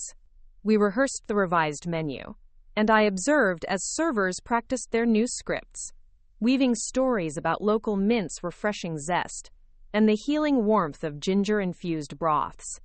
Their confidence grew with every iteration. By afternoon, the lavender crates arrived, rows of fragrant stems bound neatly, their aroma suffusing the courtyard. I inhaled deeply, content. This estate breathed not only through stone and wood, but through every petal and leaf we curated. Later, I hosted the VIP pre-dinner reception in the music salon. Guests lingered over champagne, eyes wide as a cellist coaxed heart-deep notes from her instrument. I floated between clusters of aristocrats and influencers, ensuring introductions, sharing the story of the salon's creation, and promising the revised menu would delight. When dinner service began, the dining room glowed under the restored chandelier's light. Lavender-scented sachets rested on each napkin, testament to our unyielding standards. Chef specials, a ginger-scented consommé followed by a mint-infused sorbet, earned murmurs of appreciation. Applause followed dessert. Yet as I breathed a quiet sigh of success, Ayana approached, concern shadowing her features. Ms. Quinn, security has an alert. There's been unauthorized access to the spa's control system. Temperatures spiked overnight, and sensors detected anomalies in the thermal pool's chemistry. It appears someone tampered with the valves. My blood turned to ice. Sabotage? Rare in hospitality. But the stakes were high, and enemies of success lurked in the wings. I squared my shoulders. Seal the area, notify local authorities, and bring in our cybersecurity consultant immediately. I want a full audit by morning. As Ayana hurried away, I felt the familiar spark. Crisis, challenge, conquest. This was not a setback, but a gauntlet, a test of our empire's resilience. I stepped onto the terrace, the lavender fields bowing under a gentle breeze. Moonlight shimmered on the fountain, and the jasmine scent draped the night in quiet elegance. I inhaled, tasting both the peace and the tension in the air. In that moment, I spoke a vow to the stars. They can try to break us, but every storm will only fortify our foundation. Quote. With that, I turned back inside, ready to confront the invisible adversary threatening our legacy, and to prove that the Oxfordshire Grand was not just built on stone, but on unbreakable resolve. The night sabotage warning echoed in my mind as I paced the marble-floored corridor leading to the spa. My breath came in measured pulses, every fiber in me tensed. The Oxfordshire Grand's legacy rested on unwavering excellence. Tonight's violation struck at its core. I found Ayana flanked by uniformed security officers and our cyber consultant, Dr. Naomi Fisher, outside the spa entrance. The corridor's LED strips flickered ominously, their glow ghostly in the dim light. Annalise, Ayana said, voice taut, Dr. Fisher has preliminary findings. Dr. Fisher stepped forward, tablet in hand. Her lab coat bore faint traces of spa minerals. The control system's firewall was bypassed via a back door. Someone with administrative credentials. Valve settings were altered to raise temperature beyond safe limits. Good thing our sensors triggered the shutdown before any damage. She tapped her tablet. Logs pinpoint the breach at 2:13 a.m. Credentials used belonged to Henry, the lead pool technician. Shock constricted my chest. Henry was one of our most trusted staff. Meticulous, dependable. Betrayal by an insider dealt deeper wounds than any external threat. I straightened. Where is he now? Detained in the security office. We've notified local authorities, but we need your direction on the next steps. I inhaled, forcing clarity. Henry's motive could be financial or personal. Ayana, alert HR and review his personnel file. Any anomalies in payroll or grievances? Dr. Fisher, continue the forensic audit. See if any other systems were compromised. We cannot leave this half-solved. Ayanna nodded, hurrying down the corridor. Dr. Fisher tapped at her tablet. I paused, letting the cold tension wash over me. The grandeur beyond was now shadowed by distrust. I entered the spa control room, the technicians already resetting valves and recalibrating sensors under Naomi's guidance. The pipe hissed as water pressure stabilized. The mosaic-tiled walls bore faint steam marks, now fading in the bright tungsten lights. I surveyed the damage. Nothing more than disrupted equilibrium, but the symbolic scar cut deep. This place, built on family and redemption, had invited sabotage. My mind flashed to Sophie. That partnership had weathered floods and storms and sisterly rifts. Now it would face human treachery. I tapped my earpiece. Sophie, I need you at the spa, immediately. Within moments, she swept in, composed but concerned. What's happened? I briefed her crisply. She absorbed every word with focused intensity. First priority, she said, is securing all sensitive systems. Then, we must assure our guests. We can't let fear overshadow their experience. I nodded. Your finance team will oversee crisis communication, offer complimentary spa credits tonight, and a personal apology from me. I'll handle the internal investigation. She placed a hand on my arm. We'll expose the breach and reinforce trust. Together. Her solidarity anchored me. We coordinated swiftly. Ayanna drafted guest notifications. Dr. Fisher locked down admin accounts and set multi-factor authentication. Sophie convened PR to craft empathetic messaging. By late evening, the spa had resumed safe operation. A select group of VIP guests received private invitations to an impromptu moonlit pool session, complete with hot herbal infusions and a personal tour explaining the security enhancements. Their relaxed smiles were balm to my weary spirit. But the investigation's deeper layers called me. Henry awaited my questions in the security office, face pale under fluorescent lights. I entered, Sophie at my side. Henry, I began, voice steady, we know you access the control system. Why? He stared at the floor. I was approached. They threatened my family. I thought if I sabotaged the pool, I could repay them. His voice broke. I'm sorry. My heart twisted, fear and betrayal entangled. I leaned forward. Who threatened you? He swallowed. I don't know their names. Dark faces in uniforms at night. They told me to open the facility for them, or they'd harm my wife and child. Sophie's hand tightened on my elbow. Did you see how they entered? Henry shook his head, tears in his eyes. They had badges. Private security. People I thought were from our partner firm. Every instinct screamed. A conspiracy to undermine our reputation. Our adversaries lurked not only outside, but within the networks of trust we'd built. I rose, resolve blazing. Thank you for telling the truth. We'll ensure your family's safety, but you must help us bring these criminals to justice. He nodded, gratitude shining through fear. As we walked out, Sophie exhaled. We need to audit all partner firms, our security, maintenance, catering, every contractor. If we're compromised, we rebuild stronger. I looked at her, pride humming beneath exhaustion. Let's show them that betrayal only fortifies unity. Across the courtyard, the fountain glimmered under soft floodlights. The estate's heartbeat pulsed steady, testament to resilience forged in adversity.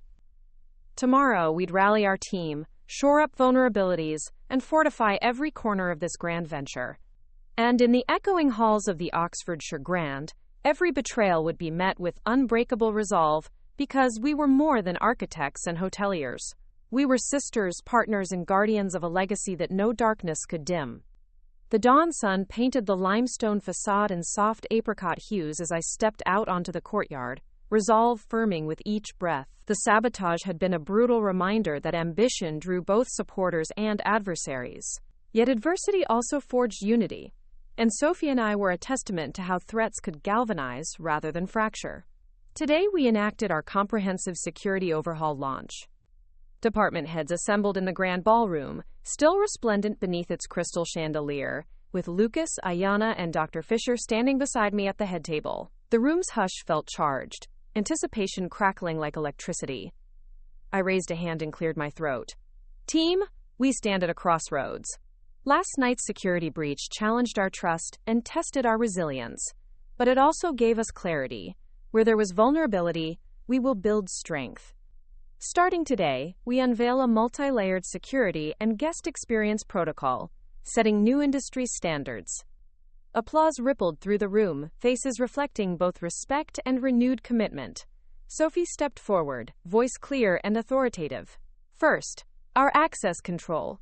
We've implemented biometric scanners for all sensitive areas, spa control rooms, server hubs, and back-of-house operations. Administrative credentials now require dual authentication, and all vendor accounts have been audited. No more backdoors. Lucas added, we've also upgraded our surveillance networks, high-definition cameras with AI-driven threat detection, monitoring patterns and alerting on anomalies.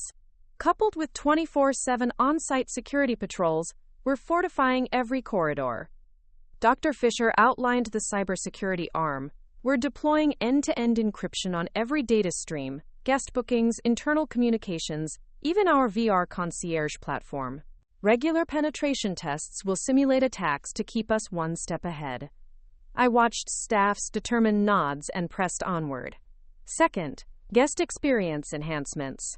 We'll install digital safe boxes in all rooms, offer personal security escorts for VIPs upon request, and streamline our emergency response protocols with real-time alerts to managers. In short, safety and service will be seamless.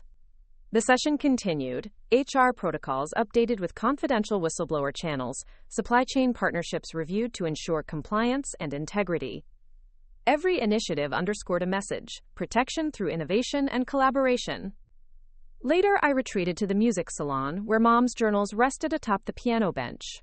I traced the embossed leather, reflecting on how our mother's notes, once a sanctuary, now served as inspiration for our endurance. Music, like trust, required harmony. Breaking the silence, Sophie joined me, hands clasped. Annie, I'm proud of us. We've grown from architects of space to architects of legacy. I smiled, emotion surfacing. From eviction to empire, always with you beside me. Her eyes softened. Always.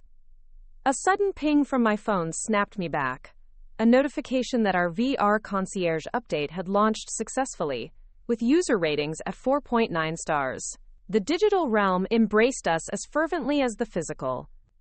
But the day's crescendo awaited. A confidential meeting with an anonymous benefactor interested in sponsoring a scholarship fund for hospitality students at our on-site training academy, a project born from our commitment to community and heritage. We convened in the library, chairs arranged in a semicircle, the rare spines of antique volumes glinting. A figure emerged from the shadows, a woman in a cloak, her face obscured. I had arranged the meeting to protect her privacy. Thank you, I said, voice steady yet warm. Your support will shape futures. She removed her hood, revealing a benefactor known for discreet philanthropy. Annalise, you and Sophie have created more than a hotel. You've created opportunity. I vow to seed this academy with enough funds to grant full scholarships to 50 students annually. I blinked in gratitude as Sophie took her hand. Your generosity will ripple through generations. The benefactor nodded, then vanished into the morning mists as silently as she had appeared. We sat in stunned silence, hearts swelled with purpose. From personal vendettas to social impact, our vision expanded beyond the estate's walls, reaching into the lives of aspiring professionals. Evening found us in the courtyard under festoon lights, celebrating our security launch with a modest reception. Guests sipped lavender-infused cocktails, the night's breeze carrying the scent of possibility. Sophie and I moved among them, offering toasts and gratitude. A small cluster of students, first scholarship recipients, watched in awe. Their eyes were bright with dreams, mirroring my own when I first sketched hotel floor plans in our childhood home. I stepped forward, glass raised. To these young visionaries, may you carry forward the values of resilience, innovation, and legacy. The group echoed the toast, voices vibrant. As we embraced the buzz of celebration, Sophie tilted her head, a quiet question in her eyes. I touched her arm, silent answer given. Tomorrow we would unveil the Scholarship Academy, and our journey would spark new stories. From childhood eviction to international acclaim, from sabotage to security mastery, our saga unfolded, one extraordinary chapter at a time. By dawn's first light, I was already pacing the sun-dappled veranda overlooking the Laurels lawn. The announcement of our Scholarship Academy had threaded the Oxfordshire Grand into the fabric of community and opportunity, and I could feel its energy pulsing through every stone and leaf. Yet, amidst triumph, I sensed the horizon beckoning with fresh challenges, brand partnerships to negotiate, expansion sites to vet, and a looming sustainability summit where I was slated to keynote. Sophie joined me, steaming mugs in hand, her gaze reflecting the morning sky. Tomorrow's summit could place our brand at the forefront of eco-luxury conversation. Are you ready? I inhaled the lavender-infused steam, tasting resolve. Absolutely. We've proven that heritage restoration and sustainability can coalesce beautifully. Tomorrow, I'll showcase our solar slate integration and water recycling initiatives implemented here and in Provence. She smiled. Your keynote will inspire. Then afterward, we have a virtual signing with the marketing agency for our Cotswolds development, once permits come through. I nodded, anticipation flickering. Let's finalize the spotlight case study tonight. The morning unfurled in a blur of briefs and rehearsals. By mid-afternoon, I stepped onto a stage adorned with live lavender arrangements and a backdrop of projected lush fields, a stage set for sustainability evangelism. Reporters and industry leaders filled the seats as I began. At the Oxfordshire Grand, our mission is to honor the past while forging a sustainable future. From the cradle of our family home, sculpted in 17th century stone, to the Provencal expansion kissed by lavender sun, we've embedded green technology discreetly. Solar slates that mimic traditional roofing, water systems that harness well and rainwater alike, and horticultural programs that nurture local ecosystems. The applause was thunderous. Questions pinpointed our VR concierge, security protocols, and community scholarships. Each answer threaded our narrative: resilience, innovation, and legacy. Backstage, Sophie greeted me with triumphant eyes. That was brilliant. The press coverage is already trending. I exhaled, humbled and spirited. Time to seize the momentum. We dined that night beneath a canopy of fairy lights in the Greenhouse Cafe, celebrating quietly among staff and family friends. Chef prepared seasonal delicacies and the champagne flutes sang.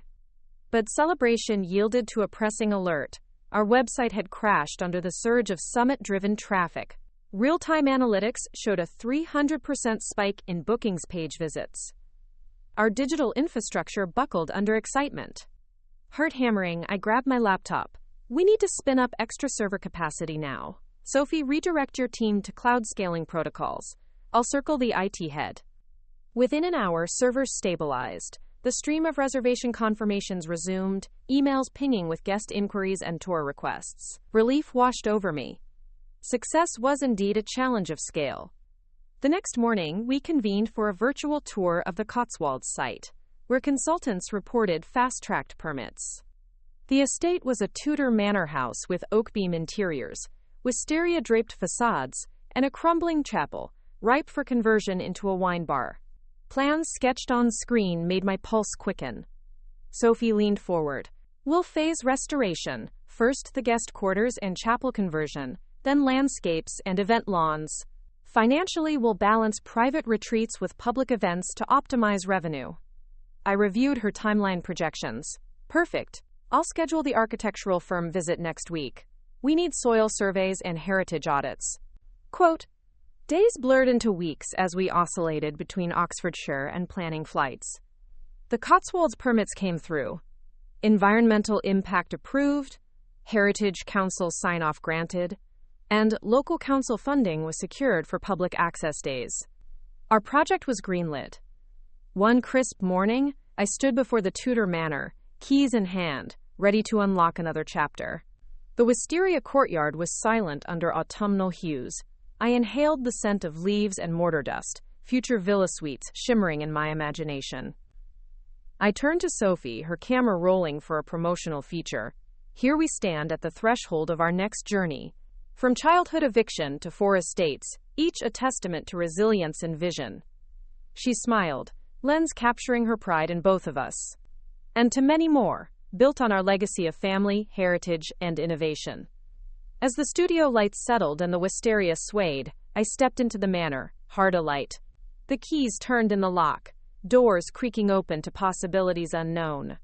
And in that moment, I realized the greatest story we'd ever tell was still unfolding, one threshold at a time. Dusk settled across the Cotswolds Manor as I walked the overgrown courtyard, my footsteps stirring a swirl of leaves. The air carried a whisper of wisteria and old stone, a blend that spoke of centuries of hidden stories. Tonight, Sophie and I would host a select group of heritage consultants and local dignitaries to unveil the initial restoration concept for the Tudor estate, a crucial step in building community support and securing final funding. We'd transformed the Great Hall into a showcase, oak beams stripped and treated to reveal their original honeyed patina, stone walls cleaned to reveal hidden carvings, and architectural renderings mounted on easels, each illustrating our vision of vaulted guest suites and a chapel-turned wine bar. Candlelight flickered across the assembled plans, casting dancing shadows. The hall's long, narrow windows framed glimpses of the lavender fields beyond, ghostly in the gloaming. I felt the weight of expectation as we welcomed our first guests, members of the Heritage Preservation Society, the local council leader, and the manor's previous owners, who had held on to memories even as the building crumbled around them. I stepped forward, voice carrying across the room. Welcome, everyone, to the first chapter of this manor's revival. We stand on hallowed ground, and our goal is to honor every beam, every stone, and every story embedded within these walls. Heads nodded in reverence as Sophie guided the group through each rendering, detailing budgets, timelines, and community benefits. Her financial acuity and my design vision harmonized in a seamless presentation. We concluded with a toast. Flutes of sparkling wine from the estate's vineyard project, its first vintage. Warm smiles and applause greeted us, success shimmering like candlelight. After the formalities, I encountered Mrs. Havisham, the manor's former caretaker, her eyes moist with emotion. Annalisa, Miss Abby, my grandmother, would have been so proud to see this place breathing again, she whispered, pressing my hand. Thank you for giving it new life. I swallowed emotion. We're honored to carry her legacy forward. As guests departed under twilight skies, Sophie and I lingered in the great hall, the echo of footsteps fading. The restoration concept was approved in principle, funding secured, and community support firmly won. Yet, as the night air cooled, a new challenge loomed. The chapel ceiling had suffered structural damage hidden beneath ornate plaster. Initial surveys suggested that renovating it would require extensive scaffolding, a major expense and potential project delay. The next morning, I convened a structural engineers team in the manor's library. Weathered beams bowed under their own weight. Peeling frescoes hinted at water seepage. I studied their assessment, mind mapping solutions. We can install a lightweight steel subframe behind the plaster, preserving the visual integrity while reinforcing load-bearing support, the lead engineer proposed. It will add cost and time, but it's the only way to ensure safety and heritage preservation. I nodded. Proceed. Safety and authenticity. No compromises. Also, explore grant opportunities for heritage structures. We might offset some costs. Within days, scaffolding rose behind tapestries and cornices. Artisans worked beneath suspended platforms, carefully cataloging fresco fragments and supporting plaster reliefs. As I watched their meticulous labor, I felt connected across time, to medieval craftsmen and modern dreamers united in creation. Back at Oxfordshire, Sophie finalized VR walkthrough updates for the Cotswolds project, enabling investors worldwide to explore the manor's potential. Interest surged, preliminary bookings for 2026 retreats already pouring in. We celebrated that evening with a virtual toast between estates, her sipping champagne by the Oxfordshire hearth, me beneath candlelit beams in the Cotswolds Hall. Distance dissolved in shared ambition. But the evening's reprieve was brief. A late-night security alert from Oxfordshire reported an attempted breach of guest data on our website, a DDoS attack aiming to overwhelm booking servers and exploit payment gateways. I felt the familiar adrenaline kick. The fight for our legacy spanned stone walls and cyber walls alike. Not again, I muttered, eyes steeled. Sophie's voice came through on a secure line. We're on it. Firewalls upgraded, traffic rerouted through scrubbing centers. No guest information compromised. I exhaled, relief and fury intermingling. Block the originating IP ranges and notify affected guests with our apologies and assurances. As our technologists repelled the digital threat, I reflected on the parallels. Just as the chapel restoration required hidden supports, our digital realm needed invisible fortifications. In every domain, physical or virtual, we would outmatch every challenge. When dawn broke, we reconvened on the Cotswolds estate steps, sunlight gilding the manor. The chapel restoration team paused for a safety briefing beneath the arching stonework. Climbing the scaffolding, I entered the chapel's cool hush, a hush that had held secrets for centuries. Now I would help write its next passage. I knelt on a wooden plank, tracing the faint outlines of frescoes flaking under time's weight. Beneath my fingers lay the ghosts of ceremonials and vows once spoken here. I pressed a hand to the stone floor, breathing in the ages. We honor you, I whispered, and we will give you new life. Above me, the team began installing the steel subframe. Each bolt driven, echoed like a heartbeat. Quiet, persistent, a promise that some structures endure because hearts believe in their purpose. As I descended the scaffolding and stepped into the courtyard, the manor gleamed under the autumn sun. Restoration was more than renovation, it was resurrection. Every estate, every challenge, every sisterly alliance had sculpted this moment. From eviction to the edge of dawn, we had forged an empire of heritage and hospitality. And tomorrow, we would write the next chapter on wings of vision and the unbreakable ties that bound us to our past and propelled us toward our future. I rose with the sunrise, its golden fingers prying back the night's shadows across the Cotswolds Manor courtyard. The steel subframe installation in the chapel had reached its apex yesterday, and today the artisan plasterers would apply the final layers, breathing new life into centuries-old frescoes. I moved through the mist, boots crunching on frost-flecked stones, envisioning the restored ceiling above, a tapestry of saints and heraldic emblems finally shielded from collapse. But before I could survey the chapel, my phone rang, an urgent message from Oxfordshire. The annual Conservation Symposium had reported that our VR Concierge proprietary software had been flagged for potential copyright infringement by a European tech firm, claiming our virtual renderings too closely mirrored their patented navigation interface. A lawsuit threatened to derail our expansion rollout and tarnish our innovation's brilliance. My chest tightened. Sophie and I had invested months in perfecting that interface, a seamless, immersive portal combining 360-degree visuals, AI-driven recommendations, and gesture-based controls. To have our creation challenged legally felt like a violation of the very creativity we championed. I quickened my pace toward the manor's study, a sanctuary of leather-bound volumes and polished oak desks. Sitting at the lead negotiation table, Sophie greeted me with a concerned gaze. Annalise, we need to address this immediately. The summons arrived this morning. Our legal team recommends negotiating a licensing agreement to avoid protracted litigation. I paced before the fireplace, mind racing through possibilities. First, gather every document on our development process. This interface was custom-coded by our in-house team. We must prove originality. She nodded. I'll coordinate with IT, PR, and legal. And we'll need a statement reassuring our guests and partners. Down in Oxfordshire, our tech team mobilized, compiling design documents and commit logs dating back to the prototype's inception. By dusk, we had a preliminary defense dossier. Meanwhile, in the chapel, scaffolding rose beneath the vaulted ceiling, and I ascended to witness the plasterer's work. Each stroke of trowel applied delicate layers of restoration plaster and mortar, mirroring centuries-old techniques I'd researched in my parents' library journals. I watched as the indistinct shapes of faded frescoes became vivid again, the saints' robes and cherubic wings re-emerging in painstaking detail. A sudden chime of my phone echoed through the hush. Sophie's text glowed. Opposing counsel willing to discuss terms tomorrow. Propose meeting at our discretion. I traced my fingers over a newly restored cherub's cheek.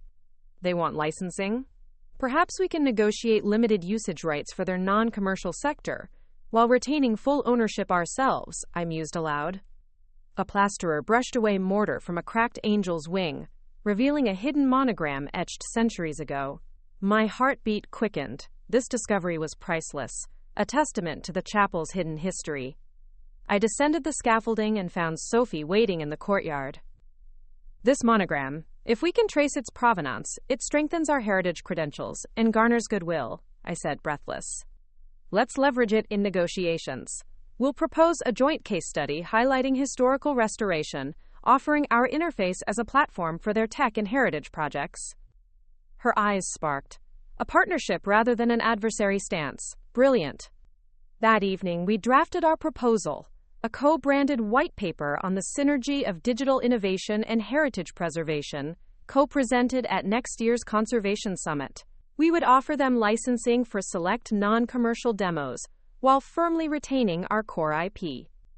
Coming steps would test our diplomatic acumen as much as our resilience. But standing together, amid centuries-old stone and modern ambition, I felt once more that every challenge, legal, structural, or technological, was simply another canvas for our creativity. And as twilight deepened and the manor's silhouette darkened against an indigo sky, I realized this was the true art of hospitality, melding past and future, protection and expansion, partnership and innovation, into a legacy that would endure for generations. The early morning light was soft against the Oxfordshire Grand's facade when the courier arrived with the sealed envelope from the European tech firm. Standing in the reception hall, I slid off the wax seal and unfolded the letter. They had accepted our joint proposal, co-branded white paper, limited licensing for heritage demos, and an agreement to present together at next year's Conservation Summit. It was the first victory in our legal duel, a proof that collaboration often outpaced conflict. Sophie and I toasted quietly in my office, the letter's ink still fresh between us. But celebration was brief. The Provencal Chateau's structural survey had revealed unexpected termite damage beneath the olive wood beams, requiring urgent treatment to prevent collapse. Our expansion project now faced a critical crossroads: halt progress for extensive fumigation and restoration, or risk letting hidden rot undermine our grand design. We convened with Marcel Dupont via video link. He transmitted images of the compromised beams, close-ups of wood borer tracks marring the aged grain. The recommended treatment would involve chemical fumigation, replacement of several hand-carved beam segments, and reinforcement with steel plates, an expense that tested our budget and timeline. I leaned back in my chair, weighing options. Marcel, proceed with fumigation immediately. Safety and integrity come first. Obtain quotes for beam replacement and coordinate with our financer any additional drawdowns. We'll adjust the marketing calendar accordingly. Sophie updated our financial model on screen, slotting the costs into our phased expenditure plan. Meanwhile, back at Oxfordshire, I faced another challenge. The music salon's acoustic installation had underperformed. Guests complained of echo and muffled notes during recitals. Our acoustic engineers recommended adding hidden sound-diffusing panels behind tapestries, a solution requiring swift installation before the next concert series. I donned a hard hat and descended into the salon's drop-ceiling crawlspace alongside the sound tech. There, amidst cobwebs and dust, we fitted lightweight diffuser arrays calibrated to the room's dimensions. By afternoon, a test quartet played under the new system. The clarity was breathtaking, each note resonating with pristine warmth. Guests arriving for the evening performance would never suspect the labyrinth of technology overhead. That evening, as candlelight flickered across the salon's polished wood floor, I watched from the back as violin and cello spoke in dialogue. The audience swayed, enraptured by the music. Satisfaction bloomed in my chest, another problem solved by marrying tradition with innovation. However, the Provencal Chateau loomed large in my thoughts. In a pre-dawn meeting, Marcel reported that the termite treatment had delayed beam replacement by 2 weeks. Our intended opening date for the boutique retreat in Provence would need rescheduling. Our investors in Paris were anxious, awaiting occupancy revenue projections tied to the chateau's launch. I sent a discreet message to our Paris liaison, a brief apology and revised timeline. I then drafted a press teaser celebrating the chateau's unique Sleeps in Progress experience, inviting early interest with behind-the-scenes glimpses. Glossy images of artisans at work, beams under scaffold, and lavender fields through temporary openings would sustain buzz until full completion. Sophie reviewed the teaser and gave her nod. Let's spin this as exclusive. People love immersion in creation. I agreed. Transparency and allure. A perfect blend. As dawn broke over Provence, we received another dispatch. The termite-treated beams had passed all safety inspections. The craftsmen were beginning beam replacements at first light. A milestone reached, yet the journey was far from over. Returning to Oxfordshire, I paused in the Laurel's lawn. 20 days ago, I had promised the hotel would sing. Now it was a chorus of resilience, legal triumphs, technical rescues, acoustic perfection, and structural restorations. Each challenge had become a chord in our symphony. Just as I prepared for my weekly strategic retreat, my phone buzzed. A confidential text from Sophie. New opportunity, invitation to partner on a historic manor in Ireland. Details at 5. My pulse quickened. Another estate, another frontier. As the sun dipped behind the mansion's silhouette, I whispered to the whispering hedges, let's write our final verse. The Irish invitation arrived like a seed on the wind, an opportunity to extend our heritage hospitality odyssey to the emerald shores of County Kerry. I sat in the music salon at Oxfordshire Grand, sunlight dancing on Mom's piano journals, as Sophie presented the proposal. A 16th-century manor perched on a cliff overlooking the Atlantic, its granite walls carved by centuries of coastal gales, and its turrets whispering legends of ancient clans. It was, she said, the perfect capstone to our journey. My heart surged. This was more than expansion, it was evolution. From eviction sting to Oxfordshire's revival, Provence's renaissance, Cotswold's rebirth, and now Ireland's storied coastline, our narrative had become a tapestry of transformation. Yet with each new venture, risk loomed. Unpredictable maritime weather, stringent conservation codes, and the logistics of restoring a cliff-edge structure. But if not us, who else could weave modern luxury into such wild heritage? I leaned forward, voice firm. Let's propose a phased plan. Shore reinforcement and weatherproofing first. Then interior restoration focusing on heritage elements. Oak beam ceilings, Irish linen draperies, Gaelic tapestries, and finally, a signature sea view spa harnessing tidal and geothermal energy. Sophie's eyes lit with shared vision. And we'll integrate local craftsmanship, stone masons, weavers, coopers, for authentic Irish character. Our Irish benefactor will love the community impact.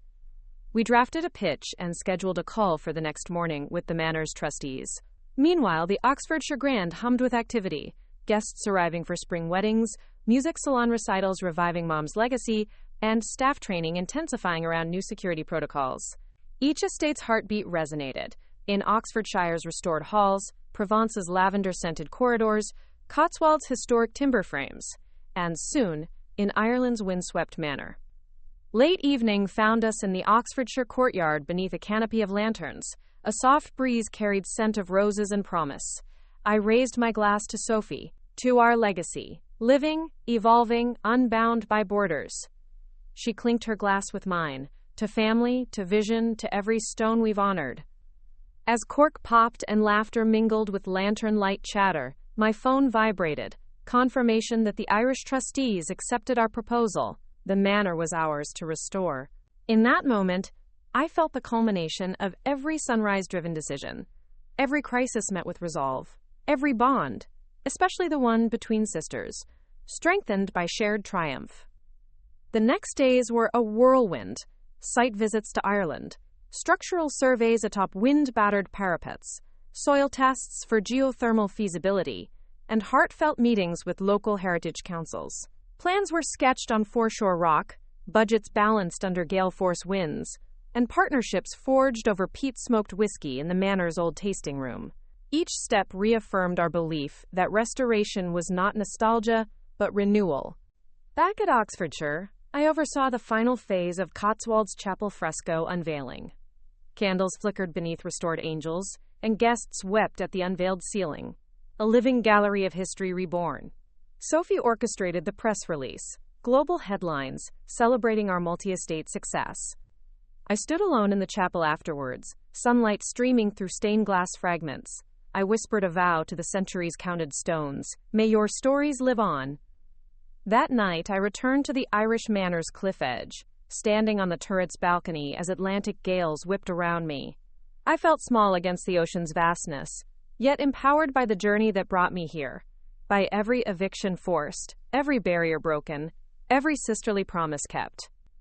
In the hush before dawn, I closed my eyes and envisioned the completed manor, suites warmed by peat fires, handcrafted linens billowing like sails, sea salt therapies echoing the tides, and a library where guests could read by candlelight as waves roared beyond. This would be our magnum opus, where nature's wild power met hospitality's human warmth. As the first gulls cried overhead and the horizon blushed with morning light, I felt the pulse of possibility. From Oxfordshire to Provence to the Cotswolds and now to Kerry, our saga had spanned heritage and innovation, betrayal and reconciliation, stone and story.